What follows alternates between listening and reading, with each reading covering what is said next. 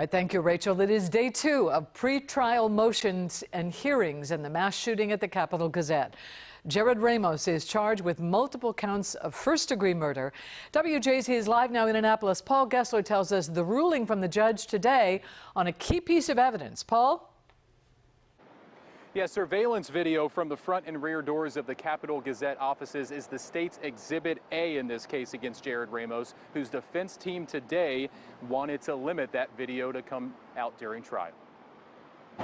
Prosecutors say the alleged Capital Gazette gunman, Jared Ramos, methodically and deliberately hunted newspaper employees last summer. First victim's name is Wendy Winters. Second victim is Rebecca Smith.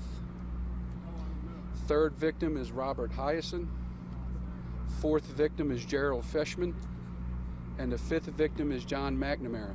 Ramos is charged with 5 counts of first-degree murder.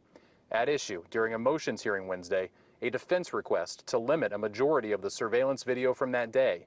The state argued all 18 minutes matter, showing Ramos's mannerisms as well as victims' and survivors' fear and will to live. This is the only video the public has seen of Ramos that day. It shows him being led out of the Capital Gazette offices by law enforcement.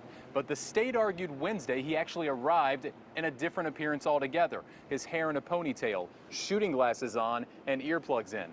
The state says that goes to his intent of wanting to change his appearance after the attack.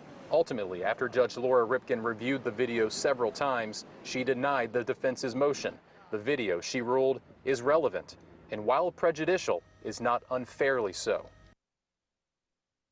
Back live now here in Annapolis, Ramos these past 2 days in the courtroom has sat quietly with his hair in a ponytail and a green jumpsuit. Meanwhile, there are still motions pending in this case that they're scheduling right now, specifically on Ramos's mental health evaluations and whether they can be used in the guilt-innocence phase of the trial or just the portion of the trial about criminal responsibility. That's Maryland's version of the insanity defense. Reporting live in Annapolis, I'm Paul Gessler for WJZ.